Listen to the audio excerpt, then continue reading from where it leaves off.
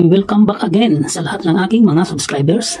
Maraming salamat po sa lagi ninyong pagsuporta. Ganun na din sa mga magsusubscribe pa lang. Welcome po sa aking munting channel. Ang video pong ito ay part 2 ng ating topic tungkol sa power supply assembly. Kung hindi nyo pa napapanood ang part 1 nito, i-click nyo lang po ang link sa description box sa baba para mas lalo nyong maunawaan ang lahat tungkol dito. Pero kung napanood nyo na, malamang ready na kayo para dito sa part 2. Bago po tayo mag-actual assembly ng power supply, kailangan muna natin na i-check o i-test ang lahat ng components na gagamitin natin dito para masigurado natin na goods or buo ang lahat ng mga ito. Sa pag-check po ng mga components na gagamitin natin sa power supply assembly na ito, so gagamit po tayo ng analog tester at digital tester. Ang tawag po dito ay multi-tester. Analog, digital. Okay? So, ang una po natin na i-check ay ang transformer na gagamitin natin sa ating power supply. So, ang klase po ng transformer na ito ay variable transformer. Power transformer po ang tawag dito, variable transformer. At bakit tinawag na variable transformer? Kasi, ang output po niya ay marami. Nagsimula po sa 3 volts hanggang 12 volts. Okay? Ayun po siya. Nasa diagram po natin. Yan po ay napag-aralan na natin sa part 1. Kaya, kung hindi nyo pa napapanood yun para makarelate kayo dito, unahin yung panoorin yung part 1. I-click nyo po yung link sa baba, sa description box para mas lalo ninyong maunawaan ang topic na ito. Ito po ang transformer natin. Pag mag-check po tayo ng transformer na kagaya nito, ang transformer po na ito ay, ang capacity na current ay 750 milliamperes. Ayun po nakasulat. Meaning, pag kinonvert natin sa ampere, 0.75 ampere po ito. Okay? Malinaw? Ang input po niya, 220 volts. At ang output ay variable. Ayan po, mga voltaheng output niya. Ito po yung primary, ito yung secondary. Paano malalaman kung alin ang primary? Ito po yung primary. Dalawa lang po yung terminal. 0 at saka 220. Yan. Yan ang unang-una po natin susukatin mamaya.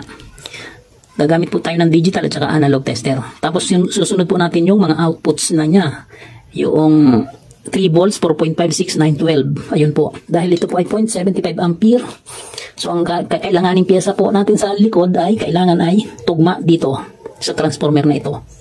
Yan. Unahin po natin gamitin yung analog tester. Ito po yung analog.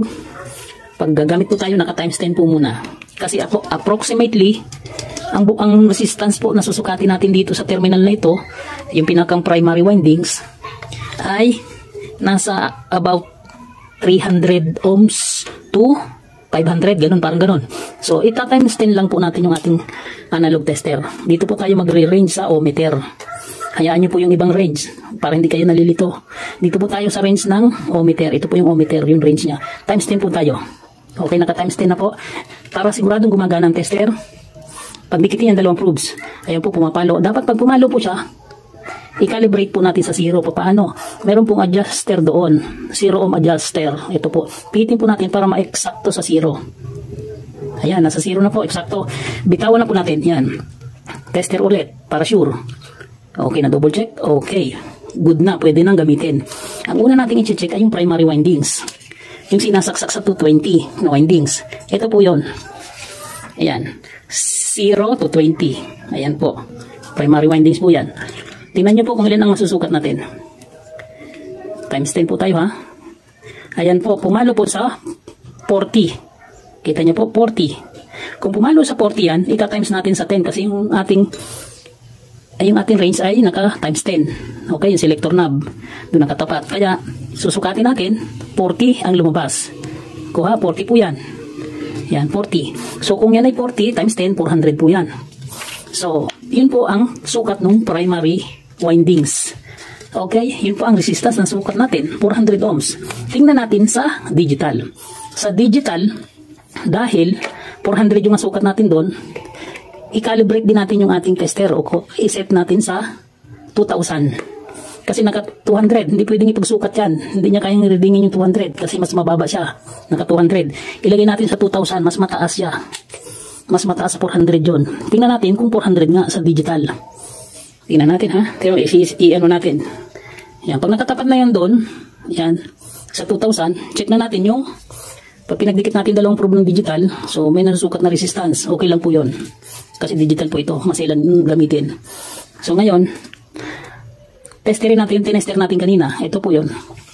Ayan. Yung dalawang terminal. Ayan po. Ano po ang naging reading? 411. Okay lang po yun. Ang basa natin doon 40. Pero hindi na natin tiningnan yung pagkaguhit doon sa analog. Sobra ng konti yun. Yung sumobra ng konti doon, hindi na natin masyado binasa. Samantalang sa digital, basang-basa po yun. Kaya may pasobra sa 400. Bakit naging ganun? Kasi doon sa analog po, guhit-guhit po yan. Pag sumobra ng konti, may reading pa po yun, may point pa po yun. 0.11 po ang sumobra, hindi na natin i-reading. Saktuhan lang po tayo. 400 ang nabasa natin doon, pero may sobra ng konti, kaya okay lang po yun. Pag sa digital, 411. Okay, ibig sabihin, buo po yung primary windings natin, okay? Pupunta na po tayo sa secondary. Ito po mga output na to, susukatin na po natin yan. Ang tester po ilalagay natin sa 0. Yan, 0. Ngayon, sukatin natin siya. Pag sinukat natin, hindi po natin binago sa times 10 ha. Hindi natin alam kung ilan ang masusukat dito. Tingnan natin doon sa 3 volts. Yun po, dito po tayo sa 0 at saka sa 3. Yan, ayan. O, ibig sabihin po, shorted. Ibig sabihin, nakasagad. Kumbaga halos walang mabasa ang resistance, naka-0 po. Pumalo po ng sagad, parang shorted po yan. Yan. Bakit ganon? Tingnan natin sa digital. Kung ano ang reading, sobrang baba po ng reading. Iseset ulit natin yung digital, nasa 2,000 po yan. Hindi halos din yan mabasa yung sobrang baba, sobrang taas naman niya. Ilapit po natin siya, ibaba natin sa 200. Nasa 200 po ano. Testerin natin yung tinester natin kanina, 0 at saka 3. 0 at 3. Ayan. Ilan po ang nasukat? 1.4. Kaya pala sagad yun kasi halos 1 ang nasusukat. Nakasagad na doon. Samantalang sa digital, nababasa, nakikita pa natin kung ilan. Okay, 1.4 yung 0 to 3. Ibig sabihin, yung windings na yun, 0 hanggang 3, buo, walang putol. Good po yun. Kanina yung primary, good na. Ito, good na rin yung 0 hanggang 3. 0 hanggang 4.5, susukatin po natin yun ngayon. Hindi na po tayo gagamit ng analog. Bakit? Hindi na po marireading at halos shorted naman po doon. Pero pwede po yun. Puro sagad po ang mabasa. Kaya digital lang gamitin natin. Kasi bakit ganon? Bakit mababa? Kasi po, yung windings po ng output o secondary ay kukunti lang, kukunti. Dahil kukunti siya, halos shorted. Walang resistance, halos na masukat. Kasi maiksi lang yung wire na naka-wind, nakapulupot sa loob ng transformer. Ganun po yun. Yan. Tingnan natin. 0 to 4.5. Ayan po, naging 1.4. Ngayon, 1.7. Ibig sabihin, tumaas. O, mapapansin nyo, buo na naman po yung 0 na windings, paikot doon hanggang 4.5. Wala pong putol. Good po yan. Yan ay susuyurin po natin hanggang doon kung buo yung windings na yun hanggang doon. Kasi pagka yan po ay naputol, mawawalan po ng out kung alin yung putol dyan. Wala, kasi nakakunik lahat sa 0. Ibig sabihin yung 0 ground. Yan. So ngayon, sunod-sunurin na po natin para mapadali tayo. Pag pumalo po lahat yan, ibig sabihin good po yan. Lahat po ng voltahe na yan, i-check natin mula sa 0, sa ground. Iisa-isahin natin. Nandito na po tayo sa 6 kasi buo na yung 4.5 at saka 3. Sa 6, ito. Ayan. 1.9. So 1.9, patas ng patas ang resistance. Okay, ito namang 9. Ito pong 9. Itong 9. Sunod na natin. Hindi na natin tinatanggal yung probe na isa dun sa 0 ha. 2.7. 2.7. Tapos yung sa 12 po. Tingnan natin yung sa 12. Ilan ang magiging reading? Ayan, 2.9. Ibig sabihin, may connection po lahat yan. Ibig sabihin, wala pong putol. Buo po ito. Pag hindi po pumalo yun, ibig sabihin putol. Sira po yung secondary. Ganun lang po yun. Pag tinester po natin ang analog yan, may mababasa ang re-reading natin dyan. Sagad, puro sagad. Kaya ginamit natin ay digital. Okay, malinaw po. Ngayon, ang gagamitin po ulit natin ay analog para ma-check naman natin kung may ground sa katawan. Ilagay po natin yung resistance sa times 10K. Yan. Tapos, i-0, calibrated sa 0. Okay? Okay, gumagana po yan. O, double check. Okay, gumagana ng tester na analog. Ito po yung ating primary windings. Isa lang po dyan. Isa lang. Itutok lang dyan. Kahit alin doon sa dalawa ang tutukan nyo para sa grounding. Pag pumalo po yan, may ground. Okay? O sa katawan, ito po yung katawan, yung core niya. Yan. Ibig sabihin, hindi po pumalo, wala pong ground, hindi po nakadikit sa katawan. Good po yan. O, ganun din po sa, ilipat naman po natin sa secondary windings. Kahit alin din po doon sa terminal nung secondary, ilagay natin dito sa 0. Okay, wala, hindi pumapalo. Ibig sabihin, walang ground. Okay po yan, walang ground sa katawan, doon sa core. Okay po, malinaw. Ibig sabihin po, ang transformer na gagamitin natin ay good pa, kahit ito ay scrap na. Okay? Paano naman po malalaman ang mga sira ng power transformer? So, meron pong tinatawag na shorted, open, grounded. Yun po ang mga sira ng transformer. Ano po yung sinasabing shorted? Kanina yung grounded, nakita na natin kung paano. Okay, yung shorted, paano? Yan, yung shorted, ilagay lang po natin yung tester. Calibrate natin ganyan. Okay po, naka-times 10 po yan ha. Yan, pag shorted po yan, yung primary windings na dalawang terminals na yan, alin man dyan, pagka yan ay tinester natin sa kabilang terminal, sa secondary, kahit alin man doon, piliin niyo yung lahat ng terminal testingin niyo para sure. Yan, ganyan. Pag pumalo po yung tester, ibig sabihin po niyan shorted. Kasi hindi po papalo ngayon yan at yan ay good na tester na natin yan. Okay, pag pumalo po yan dyan, shorted po yun. Sira po yun. Okay? Ganun po ang shorted. Kahit pagbaliktarin nyo po yun, okay lang po yan, wala pong polarity. Kahit pagbaliktarin nyo, okay lang. So, hindi po papalo ngayon yan kasi good po ang ating transformer. Pero kung sakali na pumalo po yan dyan, primary and secondary windings ay pumalo, shorted po ang tawag doon. Kung open naman po, ganito. Pag tinest mo yung terminal ng primary, yung line 1, line 2. Okay, line 1, line 2. Sinasaksak sa 220. Yan, papalo po yan, ganyan. Masasabi nating open yan pag hindi pumalo. Okay, malinaw, open po yon. Open primary windings, ang tawag doon. Sa secondary, ganun din. Umpisa sa 0. Yan, pumalo po yan kasi good yan. Pero kung hindi po pumalo yan, open po yun. Hindi pumapalo sa mga terminals. Yun po, ibig sabihin ay putol-putol po yung windings sa secondary. Open windings po ang secondary. Ang tawag doon sa sira na yun ay open.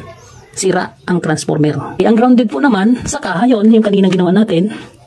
Kung grounded yung primary, testingin natin ganyan. Yung kaninang ginawa natin, naka times 10 pa nga. Yan hindi papalo yan kasi good yan. Pero kung pumalo yan dyan, ibig sabihin grounded. Ganun din sa secondary windings. Ilipat natin doon, itest sa katawan o sa core. Pag pumalo, grounded. Okay, natandaan ang sira ng transformer. Open, at saka shorted, and grounded. Okay, malinaw po yun. Ang isusunod po naman natin ngayon ay ito. Yung ating rotary switch. Ito po yung switch. Ito po yung switch natin. Selector switch, rotary switch, para lang po yun. Okay, gamitin na lang po natin ang analog. Para mas malinaw na makita nyo yung pagpalo. Kasi sa digital, nagre-reading lang siya ng, o kaya may continuity lang. Pero pwede rin, mas maganda analog, makikita ninyo yung pagpalo niya. So mapapansin nyo, mayroon tayong 6 position na selector switch. Dual. Bakit nasabing dual? Kasi yung kabila niya 6 position, yung kabila 6 position din. Dual.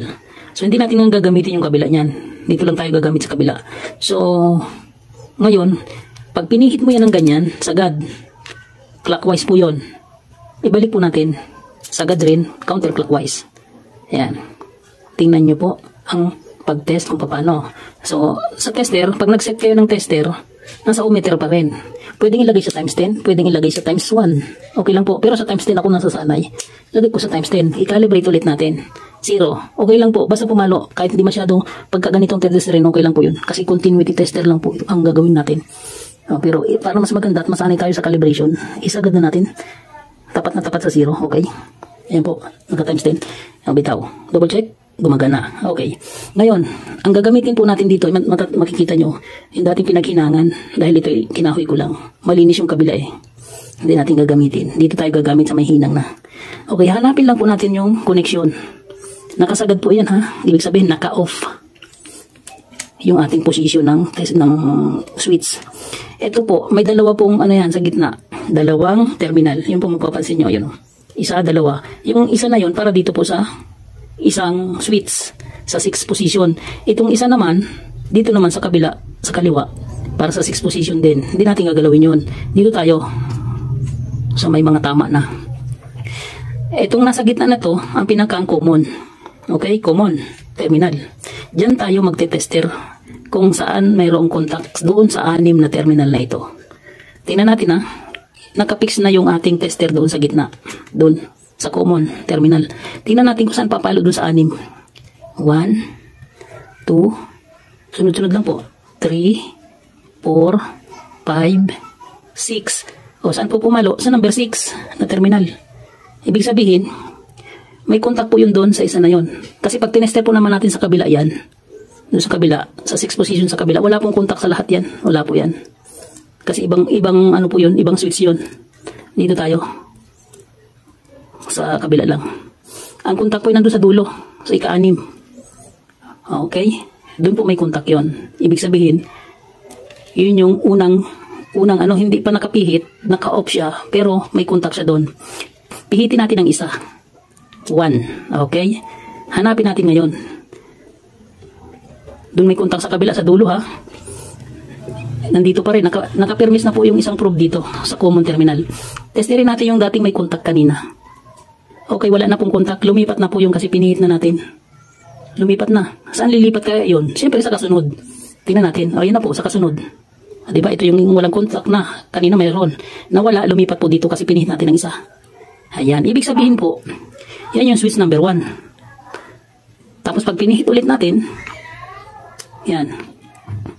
Ibalik natin doon sa common. Tingnan natin kung may contact. Baka bumalik doon sa dati. Wala. Sa pangalawa, wala. Saan po kaya po lumipat? Siyempre sa pangatlo. 3 pihit na eh. Okay? Yan. Nandyan na. Pumalo na. Okay, nalilipat po yung kada pihit, lilipat. Ngayon nasa 3, yung katatlo, lilipat na po sa pang-4 pag pinihit natin ng isa. Ipihit ng isa para maging number 4. Oh, 1, 2, 3, 4. Okay, lumipat po sa 4 yung ating contact, di ba? O, pihitin natin. Pang-5, pak. Balik natin sa common, yung tester. Bilangin natin, nasa pang-5 na. 1, 2, 3, 4, 5. Ayun, lumipat po yung contact. Nandun na po ang connection. Okay. Isang pihit pa po.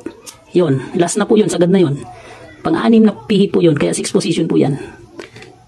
Okay, siyempre, sa pang-6 na. Pag inisa-isa natin wala na dyan yun, nandito na yun, alam na. Matik na yan. Nasa number 6 na yan. Nasa na? Ayun. Ayun po, nasa number 6 na. Yan po, number 6. 1, 2, 3, 4, 5, 6. Okay, kumalo po. Yan po. Kaya pag kinabit po natin yan, yun, ibalik natin. Counterclockwise, ang pihit. 2, yan pag ganyan, pihit, sagad. Pag pinihit po natin yan, yung unang pihit natin, pak. Kung saan may contact itong common, doon natin ikakabit yung terminal number 3. Okay? Nakuha. Pangalawang pihit, tak. Doon natin ikakabit yung 4.5 sa pangalawang paa. Kasi doon yung sigurado yung pangalawang pihit. Pangatlong pihit, sunod-sunod na po yun hanggang sa makarating sa 12. Okay, malinaw po. Okay, panoorin po ang video sa actual assembly at makikita nyo kung paano ikabit ito. Doon, sa transformer. Okay? Dito po yun. Dito sa ano na ito. Mga output terminals ng secondary windings ng transformer. Okay? Malinaw po. Ganun lang po. Ang sira naman po ng selector switch o kaya switch ay open. Open po ang sira nito. O kaya shorted kasi selector ito eh.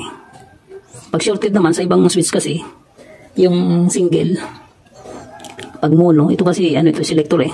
Paikot, maraming terminals. So, ang sakit nito ay open at saka shorted. Hindi mo pa pinipihit. Pag tinester mo na dito, ay pumapalo na. Dapat isa lang ang papalo. Pero pumapalo, 3, 4, shorted yun. Dapat isa lang ang papalo kada select. Okay, malinaw? Ngayon, pag open naman, kahit saan mo pihitin, walang contact sa lahat. Walang contact sa lahat ng terminal. Okay? Open po yun, open. Kaya dalawang sira ng switch. Open at saka shorted. Okay? Hindi pa pinipihit, may mga contact na. Yun po ang shorted. O hindi pa pinipindot, nakailaw na. Kung sa switch ng ilaw sa electrical. Okay? Shorted po yun. O kaya naman, pagka sa open, kahit pihitin mo kung saan, walang contact. Sa ilaw naman, siniswitch mo na, ayaw pang umilaw. Laging naka-open. Yun po ang sira, dalawa lang. Open, shorted. sa switch. Okay? Susunod po naman natin ngayon na sukatin at i-test ay yung rectifier diode, itong apat po na ito. Ayan po. Ayan. Ang liliit, hindi masyado makita. I-drawing natin. So, ganyan po ang itsura niyan. May guhit pong puti dito. Dalawang terminal.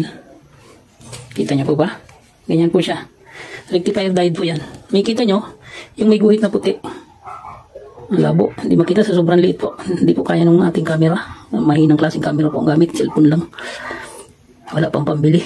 Tsatsaga lang mag-record para lang makapagbahagi ng kaalaman. Ayan po. May puti po doon sa kabilang dulo. Doon sa kabila po itim. Kabila puti. Ayan po. Dito po may guhit yan na puti. Dirinuhin ko na lang po para makita nyo. Malaki. Ganyan po ang tayo niyan. Yung may guhit, banda dito. Yan. Ang gagamitin po natin ay digital tester, pag-tester. Pwede rin po analog, papakita ko rin po mamaya. Kasi po, yung tatak po nito, ang tatak po nito, hindi po makita, ay 1N4004. Bakit ito po ang ginamit ko? Kasi yun pong ating transformer ay 0.75 ampere. So, ang capacity naman pong current nitong diode, kaya itong gagamitin ko para hindi siya masunog masyado at kaya niya yung bigay ng kuryente galing sa transformer. 1 ampere po ang kaya nito. 1 ampere. Ito po ay rectifier diode, silicon rectifier diode. Okay? Ang kaya po nitong voltahe ay 50 volts to 100 volts. Kaya kaya niya po yung voltahe na 3 volts hanggang 12 na yan. Kaya ito po ang gagamitin natin. Nakuha? IN or 1N4004. Ang voltage capacity niya ay 50 volts to 100 volts. Kahit 100 volts kaya niya pong padaanin. Kaya niya tanggapin. So yung current po niya na kayang padaanin ay 1 ampere lang ang kaya niya. Okay, pag lumagpas po, sunog po ito, sunog. Kaya 1 ampere lang po ang kaya niya. Ay ang dadaan lang po naman dito ay 0.75 ampere. O kaya po nito. Okay, nakuha po. Testerin na po natin gamit ang digital. Ito po ay yung digital tester po natin ay nasa ohmmeter kanina. Ilipat po natin sa diode tester. Makikita nyo po yung diode tester, meron ganun o. May diode symbol doon. Na pagka sinort natin siya, tutunog siya. Ayun. Narinig nyo po, tumutunog. Ayun, tumutunog po. Pagka yan po tumunog at tinester natin diode, ibig sabihin shorted po ang diode, sira. Dapat po may reading yan. About mga 500 to 600 ohms ang mabasa niya. Gamit po yung diode tester ng digital. Okay, ganyan po yan. Pag tinest po natin, pag pumalo na po ng isa at binaliktad natin ng ganun, dapat hindi na po papalo. Testerin po natin. Yung puti po nasa bandang kanan ha, nasa bandang kanan. Yung puting guhit, may buguhit pong puti yan. Ayan. Ibig sabihin, negative to negative terminal ng ating probe at saka diode. Nakabasa po siya ng ilan? 591 po. Yan, 591 po. Dapat pag binaliktad po natin siya, di ba nakaganyan? Pag binaliktad po natin yung probe, dapat hindi na po siya magkakaroon ng reading. Okay? Ayan, wala pong reading. Good po yung diode natin. Okay, natandaan po. Ulitin po natin doon sa isa. Ito po ay good. Testerin natin. Nasaan yung may guhit? Nasa bandang kanan. Ilagay natin dito. Ganyan po ang itsura ng diode. May guhit dyan sa kabilang dulo. Negative terminal po yun. Ang tawag doon ay cathode. At dito sa kabilang walang guhit, anode. Ibig sabihin, positive, negative. Okay? Positive, negative, anode, cathode. O, yun po ang mga terms sa diode. Okay? Testerin natin po. Yung negative ng diode, nasa positive ng tester. Hindi papalo. Dapat, papalo po siya. Pagka negative ng tester, nasa negative ng diode.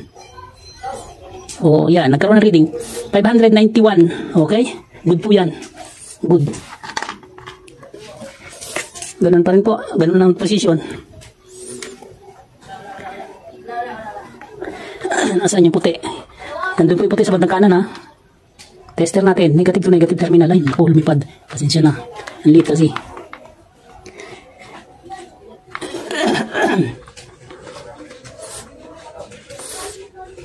Ayan po, may reading. Ganun din po. Ayan, ganun din po yan. Pag binaligtad naman natin ulit, hindi na po papalo. Kasi pumalo na ng isang beses. Wala na. Okay, isang paluan lang po yun. Okay, nakuha. Ganun lang po. Good po yung apat na tester, yung diode na yan. Okay na po yan. Kung analog naman po, yung gagamitin natin dito sa diode, ganyan. Naka times 10 din po yan. Times 10. Dapat ang ma-reading dyan, ganun din sa reading ng digital. Nasa around 500 to 600. Ayan po. Calibrate po natin, dapat naka 0. Naka times 10 po yung ating tester. Naka-calibrate. Bitaw. Double check. Okay. Testerin po natin. Isang paluan din po yan. Isang palo lang. Pag binaliktad, hindi napapalo. At pag pumalo naman, ang reading ay nasa 500 plus. Ayan po. Ayun, pumalo agad po. Ayan po, nasa 591 po yan. 591 po yung reading na yan. Babaliktarin po natin ngayon. Dapat hindi na po siya papalo. Ayan. Ayan na po. Binaliktad ko na po. Ayan. Ayun na pong pumalo. Goods po yan. Goods. Kung pumalo po yan, shorted po yan. Ganun po. Pag dalawang beses pumalo, shorted po yun. Pag hindi naman pumalo ng dalawang beses, open naman po yun. Sira po yun. Okay, malinaw? Open at saka shorted po ang sira nito. O, meron din po minsan leaky. May leaky rin po sira ito. Ibig sabihin, dapat hindi pumalo, pero pumapalo lang ng konti. Leak na po yun. Ibig sabihin, ganito po ang leak. Pag tester ng ganyan, pumalo. Pumalo po Tama yung continuity, yung terminal to terminal. Pagka binaliktad po natin yan, dapat hindi napapalo. Dapat hindi napapalo. Pag pumalo po yan, hindi papalo yan kasi good. Pero kung pumalo po yan ng konti, konting-konti lang, kahit gumalaw lang yan, ibig sabihin po nun, leak po yun, sira din yun. Okay, nakuha po ang mga sira nito. Leak at saka shorted at open. Pag open, hindi papalo, dalawang beses, kabilaan. Okay, pag shorted naman, papalo, kabilaan. Okay? Pagka leak naman, papalo siya sa tamang reading. Pag binaliktad mo, dapat hindi na papalo. Pero, papalo ng konti. Yun ang leak. Malinaw. Kung digital naman po ang gagamitin, paano malalaman kung sira o buo yung diode? Ganito po yan. Yan, naka-diode tester po tayo. Yun po yung setting sa digital. So, pag pinagdikit po yung dalawang probes niyan, tutunog yan. May buzzer po yan. Yan, meron. So, ngayon, paano masasabi kung shorted? Pag shorted po yan, pag nilagay mo ng ganyan, tutunog po siya. Dalawang tunog o kahit isang tunog lang. Basta tumunog po yan, nag-buzzer yan, ibig sabihin po, shorted po yung ating diode. Okay? Hindi po yan tutunog kasi good po itong tinitester natin. Natester natin ito kanina. So, kung sakali po na tumunog yan, kabilaan man o isa man, ang ibig sabihin po ng shorted. Pero, paano naman natin masasabi kung open? Pag open naman po, di ba naka 1 yun? Pag tinester po natin yan, naka 1 pa rin. Hindi magkakaroon ng reading. Pag binaliktad, naka 1 pa rin po yun. Naka number 1. Yun po. Naka number 1. Hindi po magbabago. Wala pong connection. Open po yun. Yun po ang open na diode. Kahit baliktarin mo, hindi siya magbabago. Okay? Yun po yung open at saka shorted. Pag may leak naman po siya, pag tinester mo ng ganyan, kunwari, ito, tama yung ng terminal niya pagkakabit. Magkakaroon po ng reading na ganyan. 500, basta kulang-kulang 600, 572 or hanggang 591, ganun. Pag binaliktad po natin ito, di ba may reading po? Pag binaliktad po natin yan, baliktarin po natin diode, hindi yung tester lang. Binaliktad natin diode ng ganyan. Okay, binaliktad yung probe. Yung number 1 po na yun, magkakaroon ng konting reading. Magkakaroon po ng reading yan. Yan po yung reading dahil mayroong konting leak. Okay? Ang tawag po sa diode na yun ay leaky. Nakuha, tatlong klase po ang sira, di ba? Leaky, shorted, open. So, pag leaky, alam na dun sa analog yun. Tinuro ko na kanina. Tapos sa digital, may konting reading po. May reading po siya na masusukat dyan. Basta may reading na nasukat, leaky po yun. Tapos pag binaliktad, tama yung reading. Ganyan. Good yung reading. Pag binaliktad naman ay may reading pa rin na masusukat. Ibig sabihin nun, leaky na po yun. Okay, alam naman na po ninyo yung good. Ginawa na natin kanina. Okay? Susunod naman natin na i-check yung capacitor. So, yung ating capacitor na gagamitin dyan ay may value na 35 volts, 1000 microfarad. Yan po. So, ito po yung available na nakita natin na capacitor. Pwede na pong ikabit dyan. Pwede rin pong 16 volts. Pwede rin po yun. Basta wag bababa po ng 12 volts. Kailangan 16 volts pataas yung voltahe ng capacitor na ilalagay natin dyan. Kasi ang maximum po ay 12 volts. Okay? Kasi ang value po ng capacitor ay mayroong 10 volts. Wag po yun ikakabit. Kailangan mas mataas sa 12 volts. Yun po ang pinaka-maximum output. Okay, malino po. Kaya nakita ko po ay 35 volts. Pwede na po yan. 50 volts, pwede po yun. 100 volts, pwede rin po yun. Basta mas mataas yung voltage rating ng capacitor doon sa value ng secondary output ng ating transformer. So, ang gagamitin po natin ay 1000 microfarad. Pwede na po yan. Okay. Yan po ay electrolytic capacitor. May positive, negative po yan. Yan. Paano natin i-check ito? Yan. So, gagamit po tayo dito ng analog tester. Yung analog tester po natin ay nakaset sa 10. I-double check natin. Ayan, pumalo. Nakakalibrate sa 0. Okay na po yan. Ganito lang po ang pag-check dyan. Dalawang terminal. Minsan sinushirt pa po yan ng ganyan. Pinapagdikit. Yan, okay lang po yun. Para ma-discharge po, ang ibig sabihin, may lamang pong voltahe, baka meron, para safe yung tester at hindi masira. Kasi naka-ohmmeter, may voltahe ito, i-discharge muna ng ganon. At baka may naka-store na voltage. Okay? Pwede ng testerin kasi na-discharge na. Papalo po siya, tapos babalik kung saan nanggaling. Pag hindi pumalo, open yun. O mamaya natin i-discuss yung sira. Tingnan natin kung buo ito. Yan. Yan. Pumalo po, di ba? O, napansin nyo? Babalik rin lang po ito. Papalo po naman, ganun ulit po. Babalik din po yung papalo ng ganun, tapos babalik. Tingnan nyo po yung meter pointer ng ating tester. Yan po. 1, 2, 3. Ayun po, pumalo, tapos bumalik. Ayan. Babalik rin natin. Ganun naman po, paulit-ulit lang. O, palo, balik. Palo, balik. Ibig sabihin po, good po ito. Good. Okay? Naka-times 10 po tayo. Okay, yan po yun.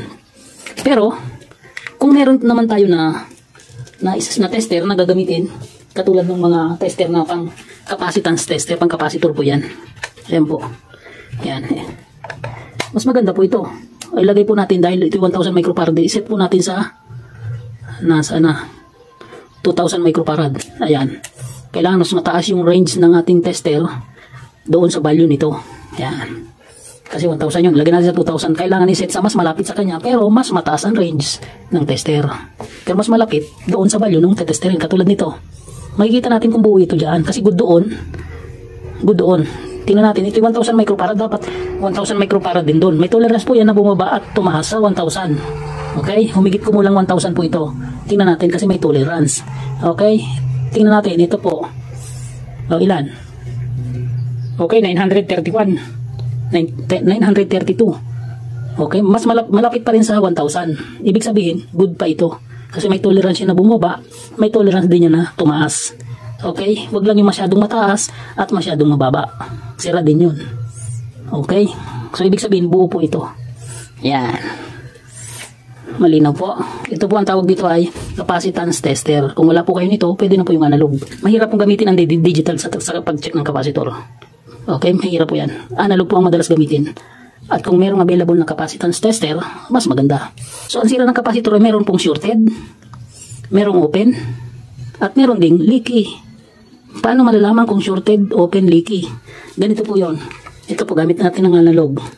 Yan, okay, calibrated. Yan. Ito po ibuo eh. Pero pag kung sakali po na ganito mangyari, pag chinek mo ng ganyan, dinikit, idikit, at hindi pumalo doon, hindi gumalaw. Tapos, binaliktad natin, dinikit, at hindi na naman gumalaw. Ibig sabihin po nun, open. Pero may mangyayari po na nagtetester kayo hindi gumagalaw. Baka po mataas ang value.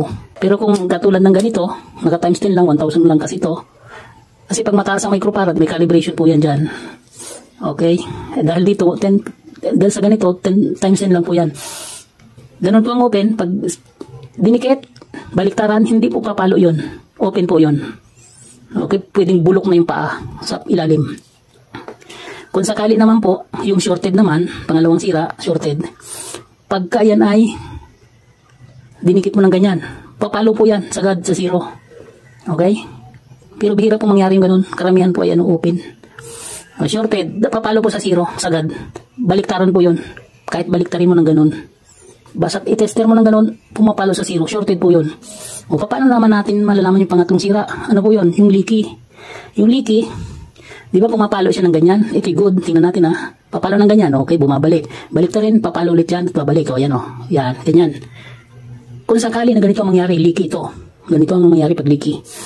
Pag chinek mo ng ganyan, pak, didikit mo ng ganyan, papalo sa gitna. Papalo doon pero hihinto. hindi na babalik. Leaky po yun. Nakuha. Kahit isang beses lang, kahit pagbaliktad mo ng ganun at bumalik, okay lang po yun. Okay yun, di ba? Bumalik. Pero pag binaliktad mo, pumalo, tapos umistedy na sa gitna, hindi na bumalik, leaky po ang tawag doon. Malinaw po ang leaky. Umi-steady po sa gitna yung meter pointer natin. Pagpalo ng ganun, nandun na lang. Hindi bumabalik. Leaky po yun. Kahit baliktaran. Okay? Ang susunod po naman natin ngayon ay ito. Yung resistor natin. So, wala po tayo. Ang kailangan po natin resistor kasi doon, 1.5K o 1,500 ohms. 1.5K kilo ohms. So, wala po ako nakita na yung isang piraso na ganun ng value. Kaya nag-series po ako ng dalawang resistor, isang 1K at saka isang 460 yata to. Depende na yan sa kulay, kung anong kulay yan. Paano alamin ang value dahil sa kulay? So mag-comment lang po kayo sa baba at gagawa natin ng video kung paano mag-reading ng resistor base sa color coding niya. Ito po, dalawang resistor ng pinag-series ko. Tingnan natin kung makakakuha tayo ng 1.5K na resistor, 1.5 kilo ohms. Okay, gagamit po tayo ng analog tester ulit. Dahil 1.5 ang kilo ohms po, ibig sabihin 1,000 po yung kilo, 1,000. Ilalagay po natin yung range, hindi na po kayang basahin ng times 10 yun. Sa times 1K po tayo, para kaya niyang basahin yung libo. Okay, i-calibrate muna natin. Okay, lumagpas na sa 0. Adjuster para maging 0, calibrated. Yan, okay na po yan. Tingnan natin kung ilan ang magiging reading. Dalawang terminal, dito po. Okay na yan po, 1.4. Ngayon, kung 1.4 yan, pwede na po yan. Kasi ang kailangan natin 1.5 para malimitahan lang po yung current na papasok sa LED. O ngayon, gamitin naman po natin digital. Naka-times ano to? 200, ilipat po natin sa 2,000 para kaya niyang i-reading yung 1,000. May get. Hindi abot ng 1,000 to. Okay, pag sa 200 kasi masyadong mababa yun. Ilapit natin yung range. Gawin natin 2,000 yung range. Okay, malinaw? Ayan. Tingnan natin kung ilan magiging reading. Ayan po. Ayan, 1,460. Okay, ibig sabihin 1,460 ohms. Pag ginawang kilo ohms, ang nangyari ay 1.4. Parehas din po doon. Hindi po sila nagkalayo. Yan po, pag-check sa resistor. Okay po yan. Yan po ay good. Yan po ang gagamitin natin. Nakuha. Kung kayo po ay nalalabuan sa color coding yan, gawan po natin yan ng video. Comment lang po kayo sa baba. Ang tawag po naman sa mga sira ng ating resistor ay pwedeng open, pwedeng shorted. Pag open po, pag tinester mo, hindi po papalo ang tester kahit anong gawin mo baliktaran. Kasi ito po ay walang polarity. Pag tinester mo ng baliktaran, okay lang yan. Hindi katulad sa diode. Okay? Ang diode may polarity po yun. Open at saka shorted po ang sakit nito. Yan. Okay, pagka nagbago ang value, may reading ha. Pero nagbago ang value, leaky pa rin po yun. Leaky. Open, shorted, leaky. Okay? Yun po ang sakit. Pagka open, tandaan, pagka open, hindi papalo, baliktaran. Ang tester. Depende na po sa setting ng ating tester. Baka kasi napakataas pala ng value, naka times 1 ka, hindi papalo yun. Dapat alam mo kung paano mag-set ng ating ohmmeter para hindi ka maloko ng mga resistor. Tinetester mo, ay bumalo yung pala naman. Sobrang taas ng value, hindi mabasa kasi naka times 10 ka. Dapat itataas mo yan sa times 1K times 10K. Dapat alam nyo po yun. Yan, ganun lang po. So, basta ang sira po nito, open, shorted, leaky. Ang tawag ng iba, change value. Okay? Ito naman po yung LED. Gamit po tayo ulit ng analog. I-times 1 po natin. Times 1 o times 10. Pwede po sa times 10. Pag umilaw po ito, buo. Pag hindi umilaw, sira. Ganun lang po yung LED. Ito po ilaw. Light emitting diode po kasi ito. Ayan po. Ayan. Ayaw umilaw, babaliktad lang po yon. Pag binaliktad, iilaw dapat. Ayan po, umilaw na. Ayan, umilaw. Good po yan. Pag binaliktad, hindi na iilaw kasi diode po yan. Light emitting diode. O, hindi na iilaw. Pag binaliktad, iilaw. Ayan, pwede rin po sa times 1. Times 10, times 1, pwede po yun. Iilaw siya. Pag binaliktad, hindi na iilaw. Okay, buo po yung LED nun pag ganun. Idagdag na rin natin po yung AC plug with cord. Baka kasi putol yung ating cord. Tingnan natin, minsan kasi putol ito dito, buo siya, pero pag naganoon na po, nawawala ng connection sa loob. Tingnan natin kung may connection. Sa analog po tayo, naka times 10 pa rin po ako. Ang shortcut po nito, ganito. Pag ganito lang ang checkin nyo, kable lang. Checkin nyo nang hindi nakakabit. Yan. Naka-open parehas. Checkin nyo yung dalawa. Di ba open? Kung sakaling pumalo po yan na hindi naman nakakabit yun, shorted po yan. Pero kung yan ay hindi pumalo, good yan. Pero hindi rin natin masabi, baka open. Pagdikitin nyo po yung dalawa, dulo ito. Yan. Pagdikitin nyo po yan. Tapos testerin nyo dun sa plug mismo. Yan. Yan, nakadikit na po ha. Checkin natin dito. Pag pumalo po yan, good yan. Yan. Pumalo po. Yan. Good po yan. Nakuha. Ganun lang po, kasimple, sa kable. Okay, halos natapos na po natin i-check yung ating mga components na gagamitin sa ating power supply circuit sa assembly. So, ang video po ito ay hahatiin ulit natin. Ang pinakang actual assembly po nito ay nasa part 3. Kaya, i-click nyo lang po yung link sa baba para mapanood nyo yung part 3 actual assembly ng power supply na ito. So, maraming salamat po sa panonood ninyo, sa walang sawang panonood. At sana po, huwag nyo kalimutang i-like at i-subscribe kung bago lang kayo at paki-hit na rin ang notification bell para updated kayo sa iba ko pang bidyong gagawin.